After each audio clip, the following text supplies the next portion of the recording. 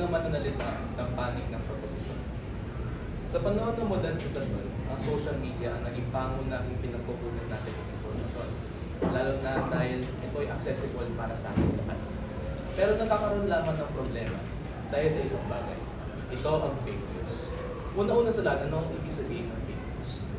Base sa University of Michigan Library, ang fake news ay isang uri ng impormasyon na hindi tunay o gawa-gawa lamang. Ito ang isyong panlipunan na tinatawag na fake news. Katulad ng pagkalat ng fake health advisories, mga maling factual information. At sinasabi rin ng investigative research ng StatWisco na 59% ng mga Pilipino ang nagsasabi na seryoso ang problema na kailangan masolusyonan. Kaya ang panig na ito ay isang ayon sa pagpapatupad ng kriminalisasyon ng pagpapakalat ng fake news. Dahil unang sa lahat, ito ay napakaseryoso at malaking problema na hinaharap ng Pilipinas. At hindi ito para patahimikin o kontrolin ang boses ng mga Pilipino, kundi para protektahan ang katotohanan at mga impormasyon na dumadaan sa ating bansa. Hindi bago ang pagsasupplement ng pagpapakalat ng fake news. Dahil ang mga karating bansa, katulad ng Singapore, ay meron ng naipabatas na tungkol sa fake news. Ito ang Protection from Online Harm and Manipulation Act of 2018.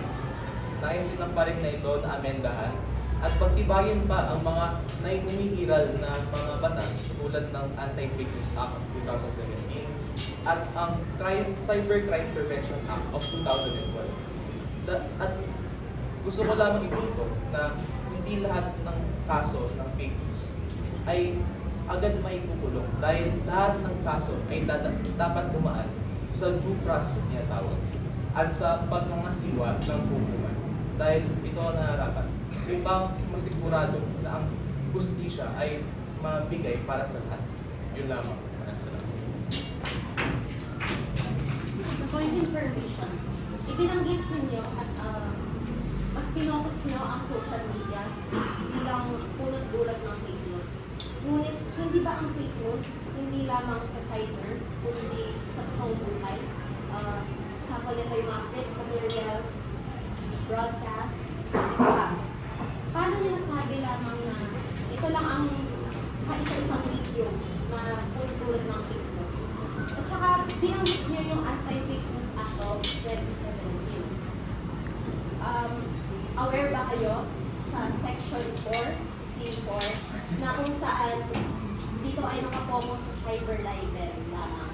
Ano yung definition nyo para sa fake news? Hindi ba itong word na ito ay napakalawak? Ano yung scope ng fake news? So, sa unang punto mo, pinanggit mo na hindi lamang ang social media ang pinagkukunan ng fake news. Tama ka dahil meron din nakapaloob sa Anti-Fake News Act of 2017 na ang nagsasabi na dapat may sa kulong ang mga tao na kakalat ng fake news, hindi lang sa social media, maging sa print at broadcast media. At sa iyong pangalawang punto, sa Artikulo 3, Section 4, na ano yung Section Section 4C. Section 4C na nagsasabi na dapat hindi malabag ang freedom of speech. At may sinasabi nyo na medyo broad yung topic ng fake news. Una-una is dapat alamin natin kung ano nga ba yung kailangan, ano yung dapat ma-supplement pag kakaroon ng fake news. Meron tayo tinatawag na misinformation at disinformation. Ang misinformation ay ang pagpapakalat ng maling impormasyon ng walang intensyon. At ang disinformation naman, ang pagkakaroon ng intensyon na magpakalat ng maling informasyon upang magbigay ng mga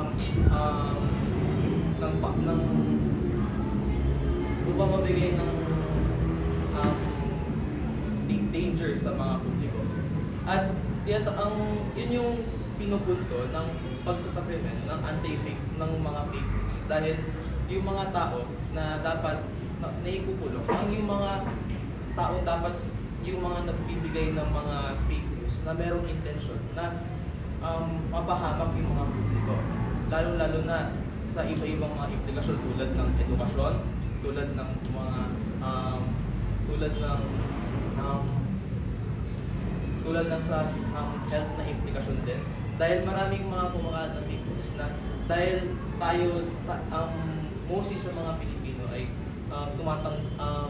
hindi literate enough na ma-identify kung ano nga ba ang totoong impormasyon sa maling impormasyon. Kaya dapat maregula kung ano nga ba yung katotohanan na i-deliver sa publiko.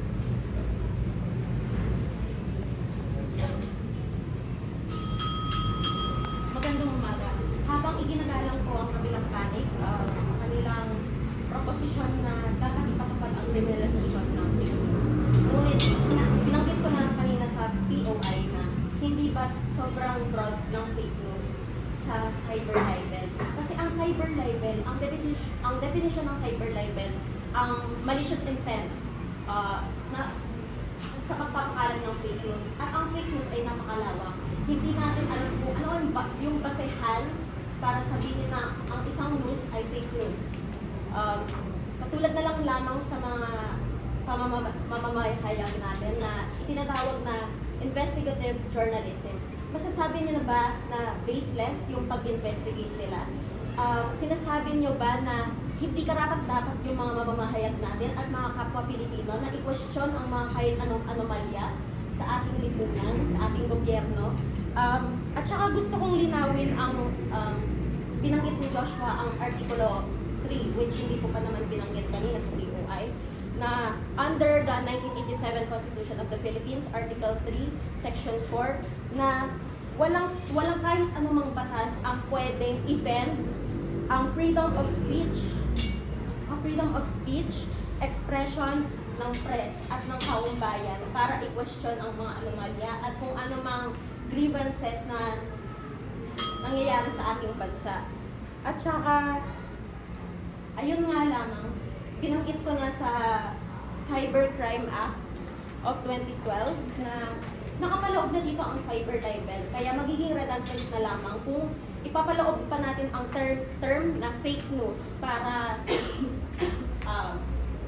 itugma yung issue natin ng fake news at pagpapakalat ng fake news. Ano yung magiging basehan nyo para ito ay mag-strengthen ng law natin against fake news and fight against fake news? Nakikita din natin sa mga dating administrasyon katulad ng Marcos at Duterte na mayroon mga mamamahayag na naabuso ng kapangyarihan ng kataas dahil binigyan nga sila ng option para,